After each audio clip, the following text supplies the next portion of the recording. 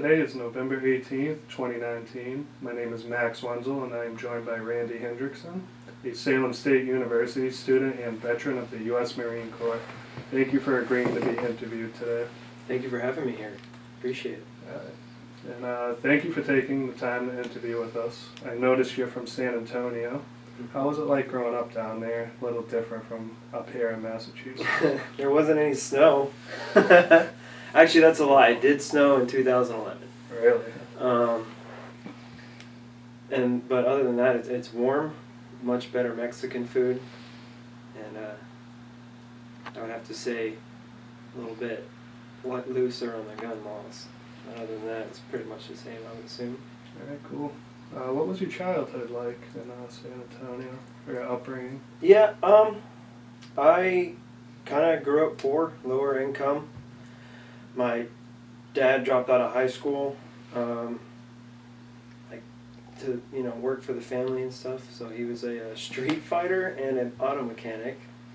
Yeah, so he can't use his fingers anymore. And my mom was a waitress. So it was a little rough. Little trailer park, only white kid growing up. But it's much better now. That's good. What made you decide to enlist in the Marines? Because I was dumb. I'm going to put it as honestly as possible. I chose to gaff off high school. I was more interested in girls and recreational things. And I spent the majority of the time truant. You know what truant means? I got to skip school. Yeah. Because of that, my GPA suffered. I didn't really have much of a future. So I took the ASVAB at my father's request. And I guess I did pretty well because like 30 minutes after getting the results, the Marine Corps called me on the school bus on the way home. Like, hey, what are you doing? I said, nothing. What do you want to do? I said, no clue. Cool, come talk to us. 2 weeks. Well, 1 year and like 2 weeks later, so 2 weeks after I graduated my senior year, because that was my junior year they called me. Yeah. 2 weeks after I graduated, I was on my way to San Diego. Oh, that quick, huh? Yeah, I didn't have one of those crazy summers off of high school like some kids did. Straight into it. Yeah. Gotcha. I know you had a family that was had a military background. Mm-hmm. So I was just curious, like, how did your family react to you going into the Marines? In the South, the military is held up there with like Jesus and Very prestigious. yeah, and potato chips, you know. So it was bittersweet, I guess, would be the best way to describe it. My mom obviously didn't want me to do it at all. My dad was like, "You'll be better for it." Grandparents were worried that I would end up as like a prisoner of war, like their parents were. But all in all, I mean, extremely supportive. Was there any reason you chose the Marines over, say, like the Army, the Air Force? They were the first ones to call. That was it. That's so all right. How did you feel on your way to boot camp, like right before you got there? Sweaty. I was scared, man. I had no idea what to expect. I didn't know what I was getting into. The entire time I was like, this is a mistake, this is a mistake, this is a mistake, you know? Did you like loosen up once you got there, or was it No, just like you were just... No. Every one of my worst possible fears were nowhere near as bad as boot camp actually turned out to be. Like I said, because I didn't know what I was getting into. But it was worth it. Yeah. So it was, I know everybody has like that, a couple of those stories from boot camp where it's like really sticks in your head. Is there like one particular moment that really stuck with you from boot camp? Yeah, I can't remember the kid's name. Super tall African American gentleman. I'm talking like 6'8", about as thick around as my pinky finger. He was too afraid to get up at night to use the head. The head is a naval terminology for freshmen. So he would use his drinking canteens. Yikes. Yeah. one night we have what's called BDR, our basic daily routine. And before bed, we shower, we brush our teeth, etc. We shave at night as well. Well, when we're about to go to bed, they make us chug a canteen full of water. But he had 2 full canteens, and he'd been carrying around all day. I feel bad for the kid, but they were like, why aren't you drinking your canteen? This recruit can't, sir. And you can see, like, they wear these campaign covers, like the Smokey the Bear. Okay, yeah. And the guy goes like this. Because he automatically knew what happened. Yeah. He's like, go ahead. Go ahead. Drink your canteen. You know what you got to do. It's like, sir. And he's like putting it up to his mouth. It's like, no, stupid. Don't do that. That's disgusting. Go clean it up and wash them out. So he was going to drink it. Huh? He would have. And the drill instructors, they're mean, but yeah. they're not going to make you do that. That's pretty funny, though. It was funny. So, how recently after you got out of boot camp did you hear you were going to deploy to Japan? Let's see. Actually, it'd been a while. So I was an aircraft mechanic. Yeah. The schooling for that is really long. So I graduated, and plus in the Marine Corps we have additional training after boot camp. 2 additional trainings, let me rephrase that. So you go from boot camp to MCT. MCT is Marine Combat Training, because our motto is every Marine's a rifleman. And then from there you go to your schoolhouse that is specifically designated to what you're going to be doing. So that's like a month and a half at MCT, so that was from January to late February maybe. And then from there I went to Florida, Pensacola, Florida, to learn how to do my aircraft maintenance stuff, which I worked on the aviation life support system specifically. I spent 7 months there. Then from there I went to one squadron to another squadron to another squadron because I just couldn't figure out where they wanted me. But by the time they were like, yeah, we're deploying, I was like, yes, where are we going? Finally. I want to go see, I want to go see some crazy stuff, I want to go see some combat, because that's like the whole Marine Corps mentality. We're bred as warmongers. Yeah, a little more hoorah than other branches. Yeah. And they're like, yeah, you're dumb. We're not doing any of that. We're going to Japan. It's like, cool. I like JDM race cars and anime. Love sushi. So let's go do it. I was pretty stoked. I was super stoked. Cool. Yeah, Japan's not a bad landing spot, right? Considering all the options. No. It's probably one of my favorite places in the world at this point. Nice. So did you pick up any of the languages while you were in Japan or Korea while you were there? Or? Not so much Korea. The most of it was like how to exchange money. Yeah, like simple bartering stuff. Yeah. But for Japan, because I'm a huge nerd, I love anime. Yeah. So I kind of knew a little bit of the language, just a little bit, just enough to order like food, beer, find the restroom, this simple stuff, proper greetings, apologies, and like how to get to certain destinations if I were to take a cab. Nothing too crazy though. Yeah, I heard the Japanese are like really proper and nice people. Would you agree with that? How was your experience there? That is very, very correct. I remember one day I was walking down the streets of Hiroshima. Are you familiar with the history? Okay. So, Nagasaki and Hiroshima, we are not well received. Understandable. I was walking down the street in Hiroshima. I had just left the, it's a church, right? It's like the epicenter of the bomb that dropped there. I had just left the church and I was going to the museum, and I bumped into somebody. I'm 6'1", blue-eyed white dude, and they're like, "Oh, gomenasai, gomenasai." I was like, "No, I'm sorry, I'm so sorry." They're like bowing, they're apologizing because I'm texting. I'm not paying attention where I'm going, but they're all like, gomenasai, gomenasai. It's like, no, please, I'm sorry. I'm like trying to pick up their stuff for them, they're really nice people. Unless you go into the wrong bar, then that's no gajin. That's funny. So, grew up in Texas, trained in San Diego, right, for a little bit. Ended up in Japan and later Korea. Is there a special like way to adapt to all these different locations and cultures, or do you just kind of have to feel it out as you go? So the way the Marine Corps is mandated is death by PowerPoint. Here are the places you can go, places you can't go, things you can do, things you can't do, things you can say, things you can't say. But I mean, it's like an hour and a half of PowerPoints. No one pays attention to that. Yeah. So you kind of just feel it out for yourself and hope that you don't do the wrong Just thing. hope for the best, right? Yeah, and like being from the South, dipping was huge. So I'm an avid. Well, I was an avid dipper.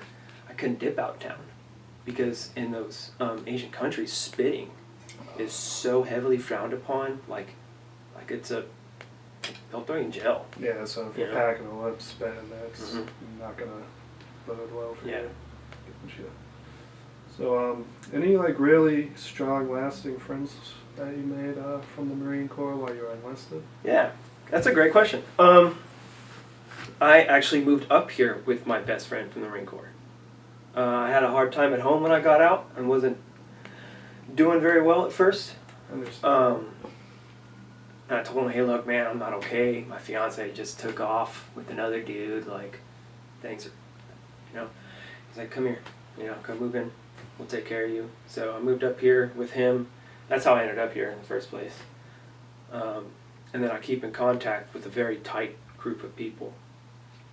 And I think overall, I stay in touch with 3 of my closest friends, like on a regular basis, almost daily. Snapchat makes it easy because we'll send pictures of our dogs and stuff. That's basic conversation. Yeah. So like that, do you feel that Marine brotherly bond is like, is there a myth to that, or is it true? It's funny you say that. It's hit or miss depending on the individual. I'm a fairly motivated individual, so I'm still like we're out my core, and they're all like, "Oh, you need to calm down, man." Yeah, there's definitely a spectrum there. So, while you deployed, what did you find like most challenging about being out of the United States?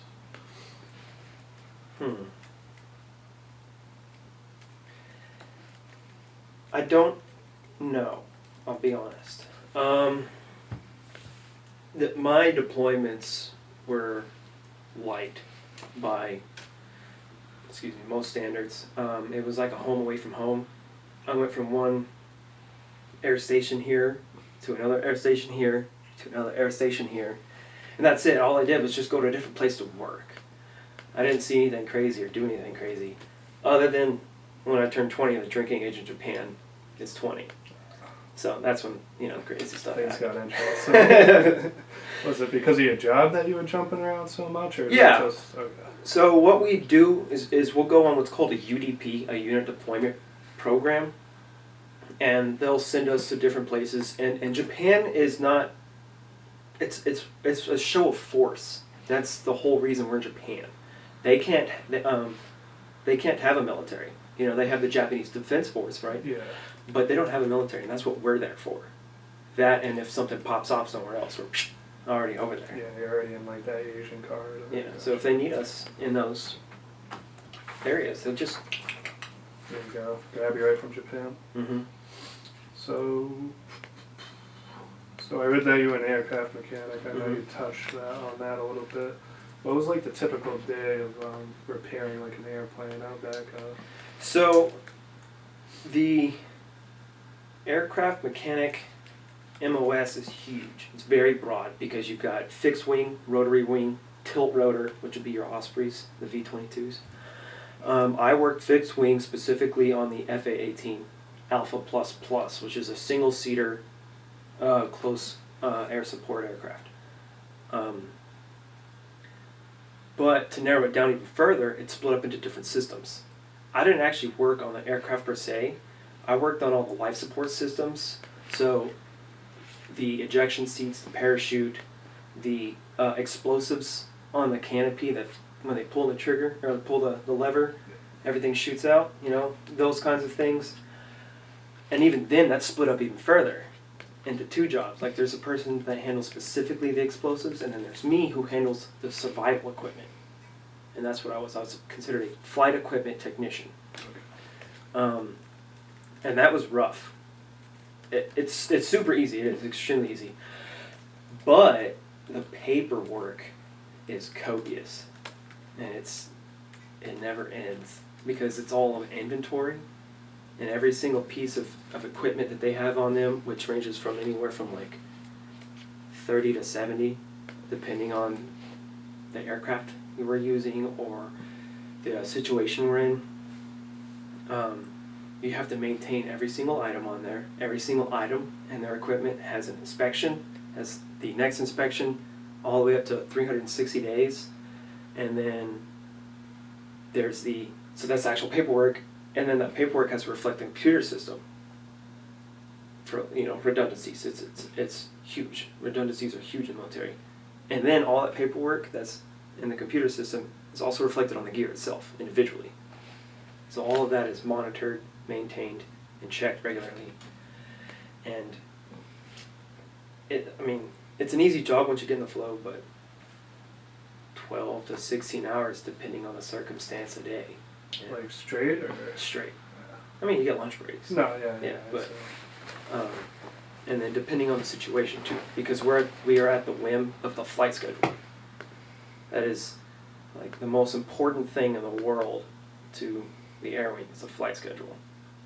We don't PT. We don't do any of the other like ruck marches and stuff that like an infantryman would do. We're completely at the whim of the flight schedule. Whatever they need, we have to drop whatever we're doing to make sure that the flights are going out on time, on schedule, because the pilots have to get their training. So pretty much like no steady sleep schedule, no set schedule, you just kind of day to day?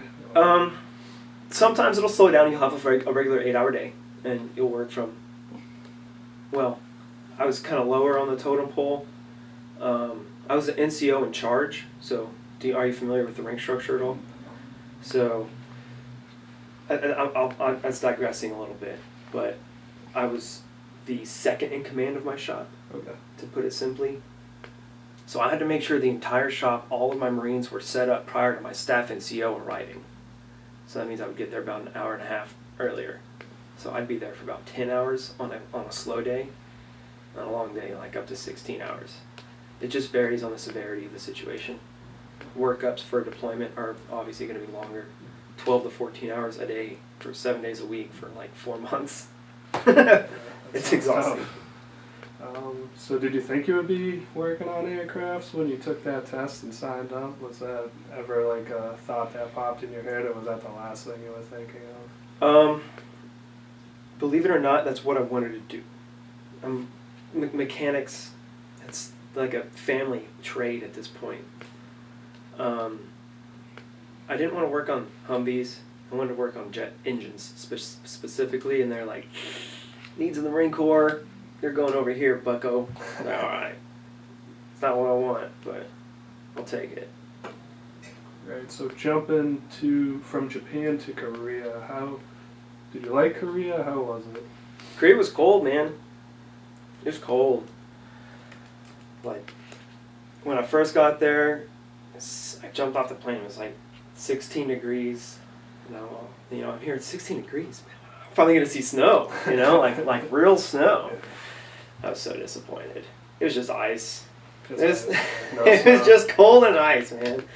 And that's what I worked in for however long I was there. The launches were miserable because the aircraft are so cold that nothing's working properly. It's all hydraulics and fuel, and they have a pretty low freezing temperature. But hydraulics, it's a liquid. It's a thick viscous liquid. It's hydraulic fluid. So that stiffens and it makes the servos move real slow, and slows everything down. It takes everything longer. Typically, a launch could range from anywhere from like 15-30 minutes to 2 to 3 hours. And when things are freezing and breaking, you're out there for 2 to 3 hours. Yeah, just out there in that cold weather. And we'll have like 5 or 6 lunches a day. It's miserable. Yeah, it's locked down. You ever have the chance to visit the DMZ at all? Were you required to? Or? They had a DMZ trip, so we did get to go check some of the tunnels and caves and stuff that people was at the our side and their side were using. Yeah. It's super cool because you can actually go into this cave, and I'm tall, so I was like this the whole time. But you go into the cave and there's like a steel door, and on the steel door there's guards on either side. And it's super cool because that's the line. What is that? The 38th parallel or 32nd? Sounds, yeah. But that's that's it. And then you can get to go up to the oh man, I'm dropping the ball here. The buildings. No, I know what you're talking about. I cannot remember the name for the life of me, but you get to stand there, and the guards, they're trained, like they stand in this really cool like taekwondo stance, and they're ready to fight at all times, and they stand there just like this, like the like Buckingham Palace. Yeah, just super like serious. 6 6 hours straight. They don't move. They don't even blink. Don't budge. It's pretty cool, and then you get to see what the North Korean side is doing and stuff. I mean, it was quiet and it was really awkward and uncomfortable, but it's a huge piece of like history. It's just awesome to experience. Yeah, cool to see, but like super serious atmosphere. Oh yeah. Oh yeah. Gotcha. So I know there was some tensions between North Korea and the U.S. I think while you were deployed. Mm-hmm. Did that affect you guys while you were stationed? Did you guys hear anything about that? Worried about it? Or? There was, during the time I was there, everything was kind of in a lull. So we didn't. There was a couple of times where we definitely had to batten down the hatches. But they were more of drills though. It's pretty cautionary more than. Like, yeah, just in preparation for the potential of something popping off, and I was like, this is so lame. Like I got work to do, man. Come on. Yeah, you got better stuff to do. Yeah, but nothing serious happened. That's good. So is there anything you miss specifically about being in the military, or? Yeah, so I didn't want to get out. There's a unfortunate circumstance where I had to leave them. But I miss everything. It was just simple. Everyone complains about how cheap we are. Like we don't get paid well. But if you take into consideration, we have healthcare, food, lodging, everything provided to us. Like I don't have to pay for anything. Yeah, taking out the expenses. Yeah. So bringing home which one is it, gross or net? I think it's like my net take home. Either way, one of those two, $1,200. I can live off that just fine. That's fine. $1,200 every. $2,400. That's a lot of money, and especially with almost nothing but a phone bill to pay for, internet. I loved it. It was so simple. It was quiet, and it was repetitive, which gets boring sometimes. But it was a set schedule. I knew what to do. I knew where to be. I knew how to act. Structured. It was simple. I don't know how else to put it. The simplicity was more of a blessing. Yeah. Gotcha. So, kind of touched on this briefly. I know you said you struggled a little bit with the transitioning back to civilian life. Is there anything more you want to touch on with that, or? Really the biggest part is I didn't know that I had developed I guess a pretty severe drinking problem. And it goes along with like the mental health concerns, anger management, etc. And I didn't know that I had an issue. It didn't go well when I was home with the family because I didn't want to put up with their crap. They're all bickering over just menial things. It doesn't matter. And like people are dying. And they're like, this isn't the Marine Corps, buddy. That I don't know what you want me to tell you. So I guess that didn't resonate well with me at first. But once I kind of got the help I needed and stuff, things started moving a little bit smoother. I think it didn't start getting smoother until my maybe second semester here. I started seeking mental health assistance, and I cut back on the drinking and stuff, and just felt better, felt happier. Professor Batten really helped me out. She's with writing down what was in my head, and that made the transition much easier for me. Just kind of coming to terms with what I'm no longer really associated with, and accepting that I'm now this. I'm a student. I'm a veteran. I'm not active duty. I don't need to put up with this. This is me now. That helped a lot. Took some time, but No, yeah, I know a lot of people say it's like they feel like the civilians can't relate, so that's kind of like it's a misunderstanding. They don't really know where you're coming from. That's what I hear a lot. yeah, honestly, that's a pretty fair assessment. I would say though, it just depends from person to person. Some people they can understand, and some cannot. It just kind of depends on who you're talking to at the moment.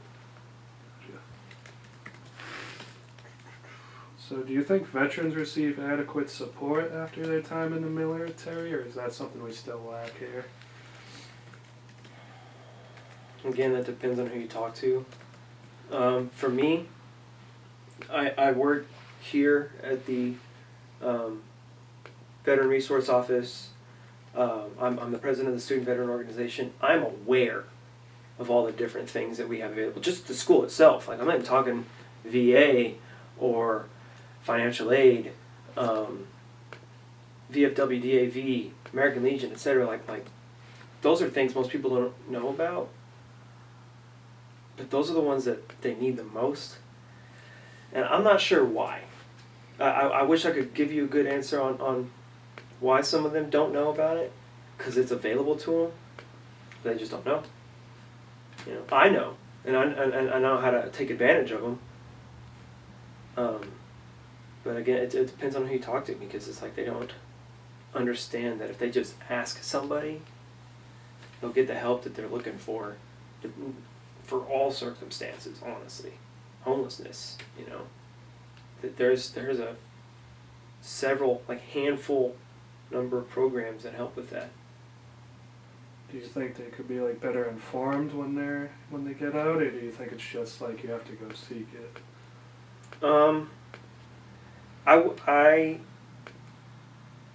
I wish I could say they need to be better informed, but when we do our separation program, they're more focused on teaching us how to not cuss in between every second letter. Yeah. They're teaching us how to dress, how to search for jobs, how to build a resume. They're not focused on us losing our minds because what they taught us wasn't all that great. I learned how to build a resume, and then I come here and they're like, who taught you how to build a resume? But they have certain checks in the boxes that they gotta hit. That's fine. However, I don't know how to advertise for these things.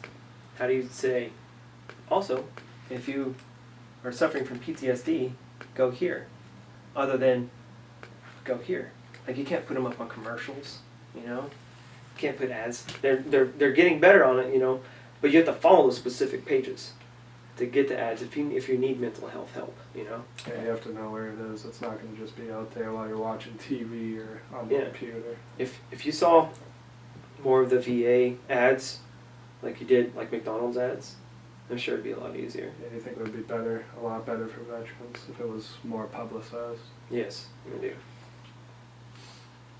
So now that I know that you're heavily involved with the veterans, what did you say it was, committee or? The Student Veteran Organization. Okay. Yeah. So I know you are pretty involved, and you are the vice president, or the president, right? Yeah, president. Yeah. I apologize. So what is it that you do actively with veterans here? So I'm kind of remiss to admit, but I'm rebuilding it. like it was neglected for a while, so I'm not actually doing what I want to do. I'm doing everyone else's job. So right now, I'm just kind of making sure our funds are straight so that we can go to the Student Veteran of America National Conference in January of 2020. At the moment, I've, not just me, but my e-board and I have raised $4,000 for that trip. And that's kind of like the big thing we're doing right now. What I wanted to do, and this is how I won office, it wasn't a hard election. I had a really good competitor. His name was me. You versus yourself. Yeah. What I wanted to do was implement Salute, which is a honor society for a veteran honor society, or military connected. That's the word. That's the term you mentioned. Yeah, that's the word they want us to use, because we're not just veterans here. We are military connected. People are here on, their parents' GI Bill or whatever situation. But that's what I wanted to do. However, I can't because we don't have enough personnel. We don't have permanent staff. There's one guy signing the paychecks for 350 plus military connected students on campus. Well, the SVA, the VA, they all agree that one person should only handle up to 150 students. So for the Salute, it requires an advisor. Well, he's advising SPO. He's also certifying by himself 350 plus students. He's got a lot on his plate. So the big thing I'm trying to do is now get a second certifying official on campus to break up some of that workload, get an advisor for the Salute program so we could have an honor society for our veterans on campus, which just opens up like infinite amount of possibilities, whether it be networking. I mean networking is really the big possibility, because that, Yeah, it just branches out, right? yeah, because you can get internships, you can get jobs, you can get, like, what's the big thing for us is getting the job, right? So you get in connection with all the different people that can help find you jobs. May not get you a job immediately, but they can put you in touch with different people just through the network. And scholarships, financial aid, etc. That's what I want to be doing, but instead right now I'm just Trying to build it up. treading. Yeah. Treading. I mean, you gotta start somewhere, right? Yes, sir. So I read that you wanted to be a physical therapist. Do you think your military service shaped that career goal at all, or? No, it did not. I kind of solidified my intent to do it. So I wanted to be a physical therapist back in high school. Okay. But like I said, I gaffed it off. I didn't take high school seriously, so I didn't have that option. But I broke both of my legs in boot camp, so I spent twice as long there than I was supposed to. Since it's only like 3 months, I spent closer to 7. Yeah, it's a long boot camp. It was miserable, but that's fine. I had fun. So I did physical therapy there, and that was like, man, this stuff is great. Like, look at what he's doing, like how I feel. Wow, I didn't realize I do this, and this happens, or this and this happens, and like, the interconnections in the body. I was like, man, what am I doing? I should just go to college. And I was like, oh wait, I screwed that away. So that's, I guess in a sense, it kind of just solidified it, but it didn't shape it. Okay. Yeah. That makes sense. It makes sense because it seems like you like helping people with all the work you're doing. So physical therapy seems like it would be a good thing for you. Yeah. So would you ever consider re-enlisting? Unfortunately, I cannot. I'm on disability, so that kind of went out the window when I did that. But if I wasn't, yeah. We're going to Mexico soon, according to some people. So, I've always wanted to go to Tijuana. Yeah, I get a lot of mixed answers on it. I'm just curious. No, it's like I said, I didn't want to get out, Yeah, you did mention that. If I hadn't signed up for disability, I wouldn't have re-enlisted. I would have commissioned. I would have gotten my bachelor's degree and I would have become an officer. make bank and not have to pay for a thing, you know, like I was mentioning earlier. And that would have been great. That was the original plan. And then I had a mental meltdown, and I was like, oh, maybe it's not the best idea. Yeah, it doesn't always turn out how you plan Yeah. it. How do you feel about recent and current U.S. military involvement in the Middle East? I know you weren't deployed there, but I was just curious on your opinion. I have not been as up to date as I used to be on everything that's going on there, I'll be honest.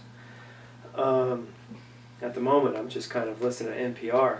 It's going on through some impeachment proceedings. That's fun to listen to, I'll be honest. It's like listening to children. Yeah, back and forth. Yeah. But I would definitely love to see my boys and girls pulled out of there. I think it's just been too long, or There's unfortunately, I mean, whatever infrastructure is established, it's just like, you know, history repeating itself. Whatever infrastructure has been established by us, once we pull out, it's gonna collapse eventually, again. You know. I mean, you got all the different religious groups and all that there. It's not an easy situation. No, and I feel bad because so I have my very, very conservative view on that area simply because I was bred as a warmonger, right? Yeah. My girlfriend, on the other hand, has been there for fun, vacation, Oh, really? and you get those conflicting views, and I kind of get to see what she's talking about. And her best friend is Afghani, and you hear all the wonderful things that they have to say, and you're like, man, these people are ruining it for all these wonderful people. Like, and if we pull out, the bad guys are going to take over the good guys, you know? Like, and that's the last thing we want, but at the same time, our presence there, we're not welcome. I mean, there's a few people that are like, yes, please, you know, keep us safe. And then there's some that are like, go away, we can take care of ourselves. And there's other ones that are like, we're going to blow you up. I feel bad. I wish they didn't have to go through that. But we're stuck there. We're going to be there for forever. Forever? Yeah. Yeah. I mean, I it's mean, been a while. It's a right? bit of a hyperbole, but yeah, no, I get what you're saying. we're stuck. Rocking a hard place type thing, you know. So, was there any reason you agreed to be interviewed here today? Do you have any second thoughts about it? Or? I thought it'd be fun. I don't know. Professor Darian hit me up, and I was like, yeah, sure, let's do it. Very open to it. Yeah, it's, I guess, like Veteran Awareness Month. Salute to Service is the proper name. Yeah. So as the president of the SVO, I'm constantly doing all sorts of things. This is my 4th interview this month.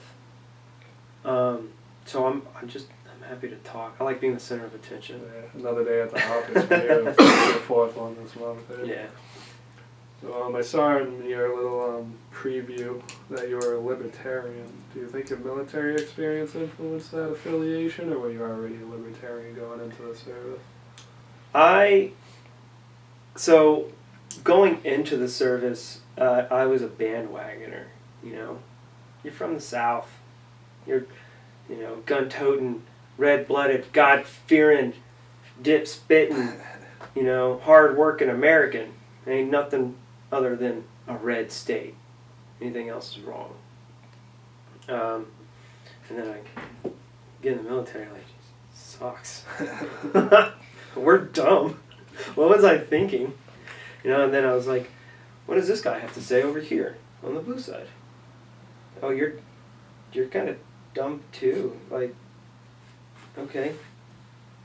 So I see that we're all kind of just children fighting one another, saying a lot, doing a little. Believe it or not,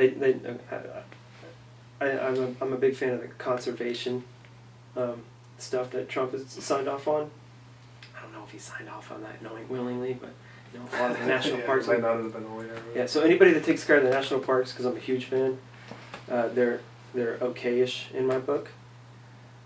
Just because I grew up in a lot of national parks, you know, spending time with my grandparents and stuff.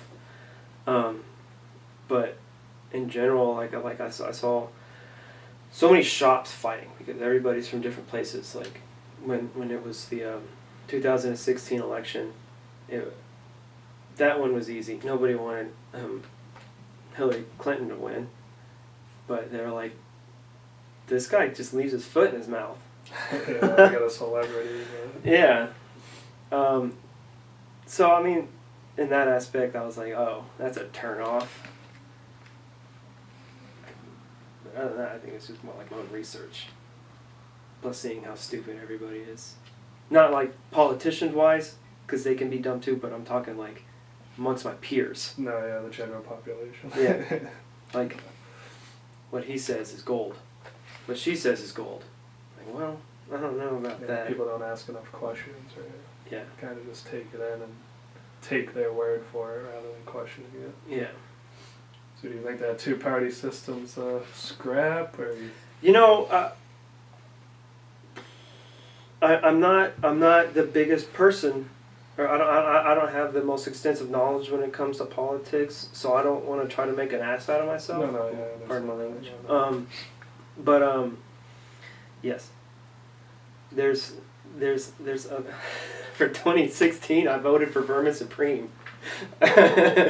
He promised me a horse, you know. I saw him as the lesser of three evils. But there's got to be a better way, you know.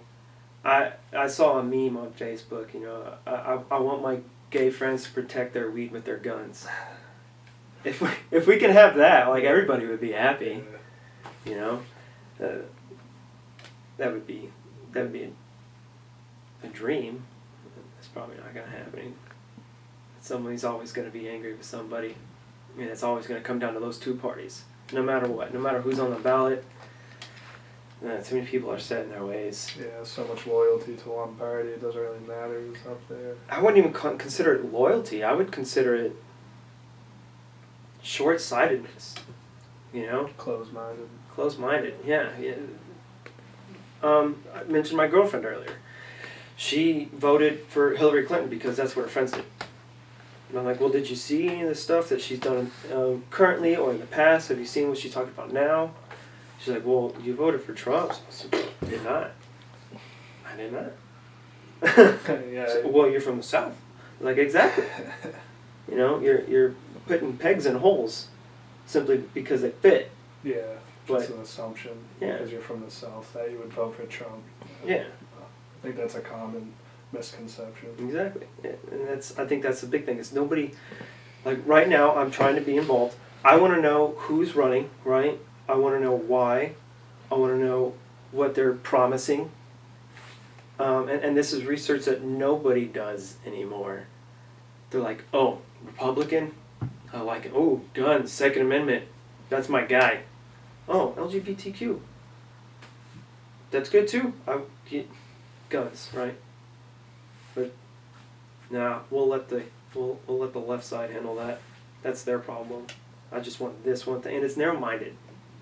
And it sucks because there's so much more that people deserve.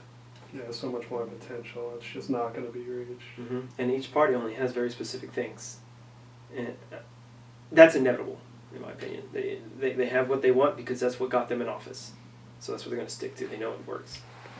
It's, I guess, good marketing. So to wrap up here, are there any questions that you think I have missed? Anything you wanted to say or plan to say that we didn't touch on here? I don't know if there's any questions you missed, I'll be honest. We're doing crowdfunding for the Student Veteran Organization. We're trying to raise $1,200 for programming, so if y'all are interested in that, please feel free to donate. You can find the page on the SVO Facebook. We're doing bowling on the 22nd. Come hang out. There's going to be food, beer, and bowling. Derby lanes. And that's my shout out. I don't know what else. Plug? There Yeah. you go. Just wanted to give you the opportunity to say anything I might have missed. That's pretty much all we got going on for the rest of the semester. We've got like 4 weeks left, if that. So I think we're done for programming for the rest of the semester. Alright, cool. It's been a pleasure interviewing you today. Yes, Thank sir. you for your time. Appreciate you. Appreciate you too.